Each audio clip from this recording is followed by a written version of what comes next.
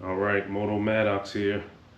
So we have the Hayabusa kind of broken down, as you can see, over my shoulder. We pulled off all of the fairings.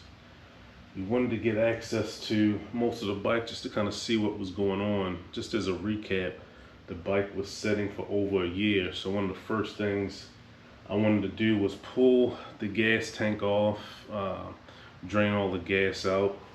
The gas that was in it wasn't too bad. Here's the tank here.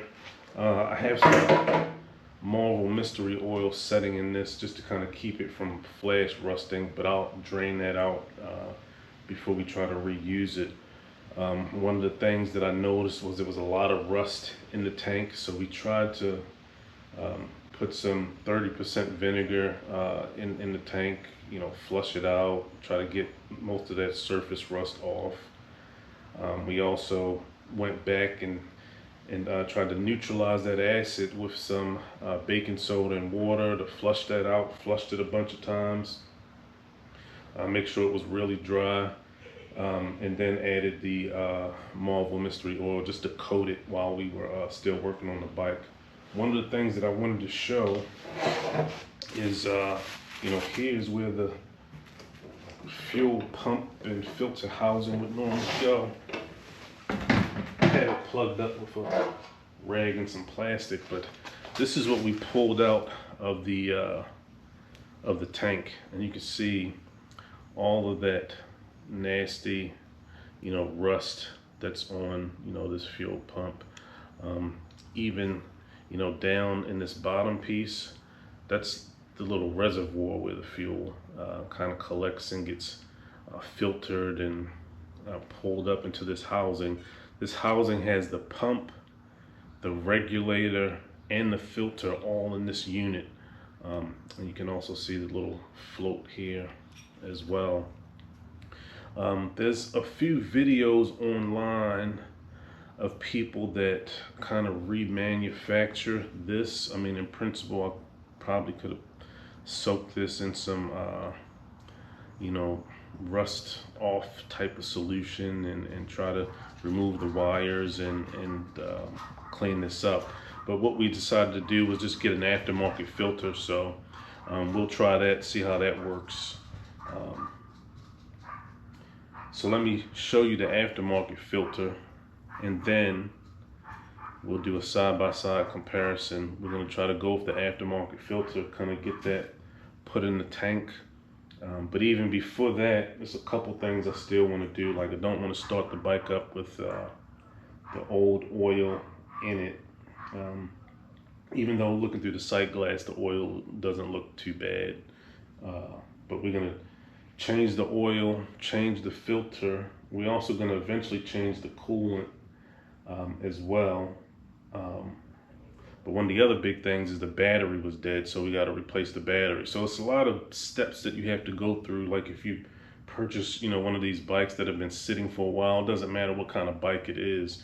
A couple things you want to test is the battery, to see if it's even holding the charge. If not, you may try to charge the battery or put a fresh battery in.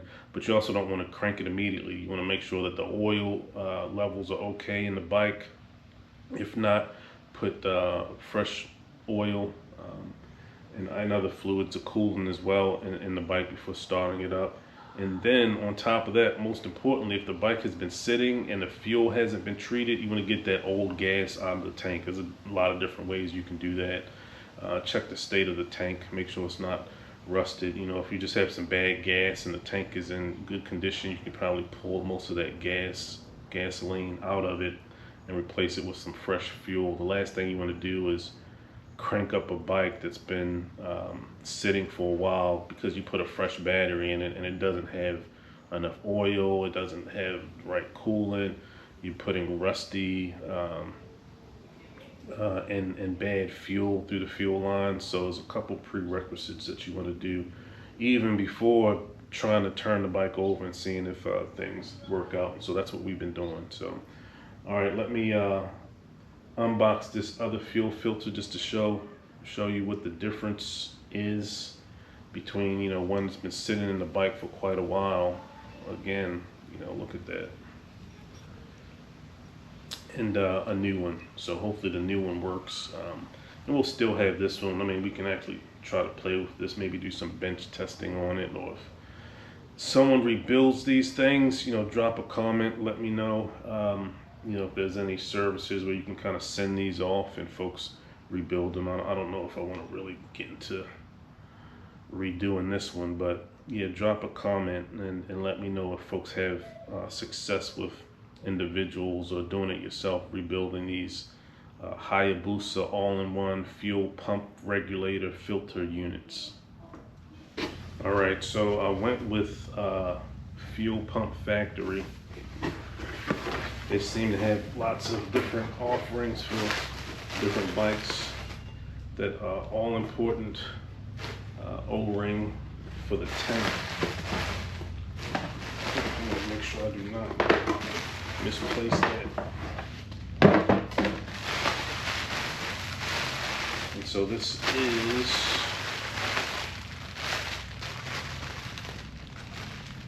the replacement.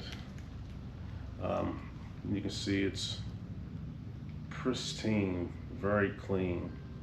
I'm not gonna unhook the pump, I mean the fuel level sensor just yet, but you know, it's the side by side. So form factor appears to be the same. Hopefully it's just to be a plug and play and we'll be good to go, but we have a couple more steps that we have to do before we get to this. All right, so we're gonna try to do an oil change on the Hayabusa. I'm looking at the sight glass. It has nice level. It's at full. Oil seems to be in pretty good condition.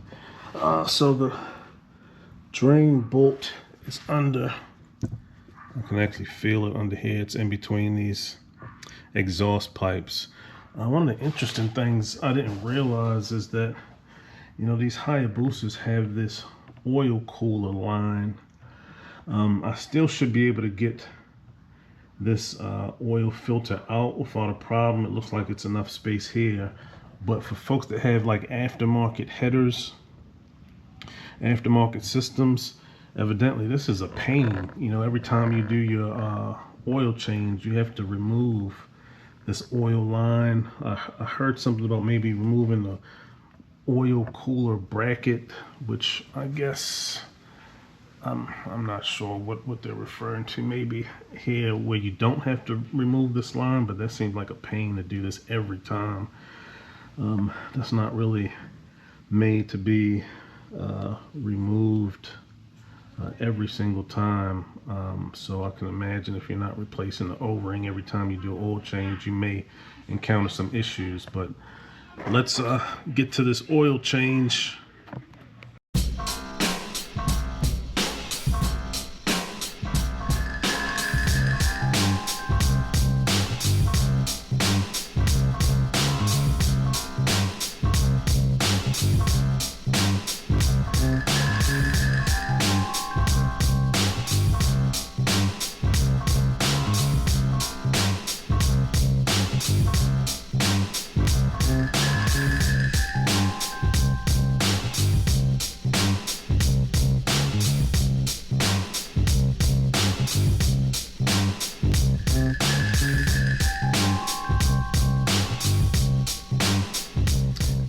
So you can see I made a little bit of a mess, spilled some oil. So I'm going to use a little bit of this absorption material. You can see I've spilled a lot of stuff in this garage. This bag is almost empty. You know, if you kind of work on your spot, all you do is just put some of the stuff down and it'll soak that right up. Once it absorbs, all you do is just sweep it up and then you're good to go.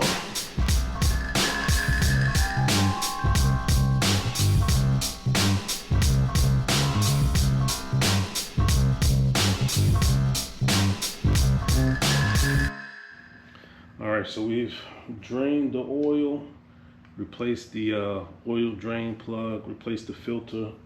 Now it's time to fill this bad boy up with some 10W40.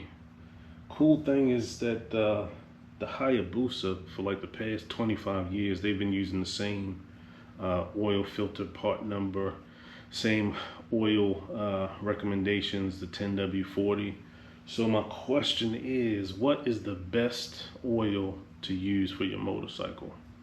So no, that's like a trick question, you know, that if you've ever been in any of these online forums, you know, people kind of swear by different brands. One of the things that I've learned over time is it doesn't really matter what brand is on the bottle. The weight, of course, is important. That's the 10W40. But what's more important is the standard that the oil is said to adhere to.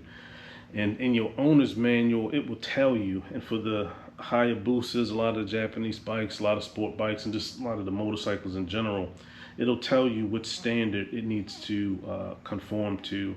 And for this particular motorcycle, it's the JASO MA2. So it's in the fine print, but as long as your oil meets or exceeds that standard, it doesn't really matter too much about what brand is on the bottle. It's kind of what your preference is. So yeah, let's go ahead and kind of get this going. This is said to take, I'll look at the manual again, I think 3.3 or 3.4 quarts. So I'll verify that after I put this in, but I know I need to put 3 full quarts in, then I'll look and see what the specifics are. All right, so we've put 3 quarts of oil in the Hayabusa, and this calls for 3.5 when you're replacing the filter, which we did. You know, so you can see in the sight glass it's starting to register some oil.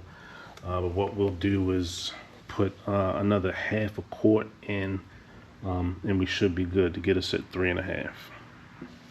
All right, that looks good. And so once the bike kind of runs, you know, we'll check everything and top off as necessary. You definitely want to make sure that you have the minimum amount in, but you do not want to overfill. It's always easier to add. And you can look at our sight glass. We're like at a nice level, that nice fresh clear oil.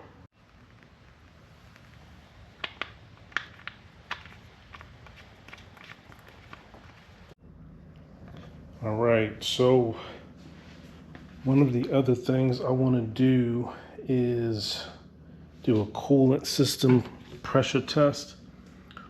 So you can see that I've removed the radiator cap here, and I had to remove that, the right ram air hose, and kind of loosen up the fairings to get access to this, because what I want to do is hook up my system to it. So I'm looking on the cap, and it'll tell you, you can see that 1.1, so that's 1.1 bar, which is about 15.5 PSI. So what I'm gonna do is try to look at my kit that I have. Let's see. Let me get my kit, and then we'll try to do the test. All right, so one of the cool things is, you know, over time you work on enough stuff. Well, let me get some light here so you can see this kit. You know, this is a you know, radiator kind of pressure leak test kit. Has all the different adapters. So yeah, I did a pretty big job on one of my vehicles. So I bought this a while ago. So that's the cool thing. You do enough like mini projects, after a while you just collect a bunch of stuff. So this is going to come in handy. I think I have the right adapter for this Suzuki radiator. So what we'll do is we'll put the adapter on, and then see if we can't do this pressure test. Let's see. All right, so that looks like it's connected. And so you can see why I had to remove that ram air piece, because I couldn't get enough clearance with it in there. So now with that in there, I can push the fairing in just a little bit, hook up my hose, and then do the test. So let's do that.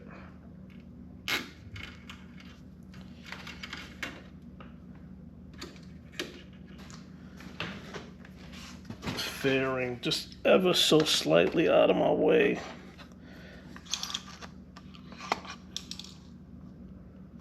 And I want to do just about 15 and a half. All right, so it's been about 15 minutes. So let's see.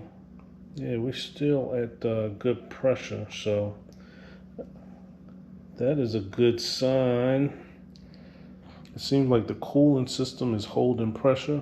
It's been holding pressure for a bit. It's kind of interesting. It's just one of those things, you know, you got to have like a checklist when you get in, you know, a bike that's been sitting for a while, maybe a used bike. Just a couple things you really want to change if it hasn't been running in a while. So we did the oil change, new filter. We're gonna leave that coolant in for the time being until we actually had a chance to hook the tank back up, put some fresh gas in it, and at least try to start it up, see if we can get it running to operating temperature. And that's like the main thing, getting this thing to crank over. You know, we have a fresh battery. The battery is charged, ready to go. You know, next is tackling this tank and putting the new fuel pump / regulator and all that stuff in the tank, getting the tank sealed up, getting it connected. But yeah, we are getting close to trying to start this bad boy up.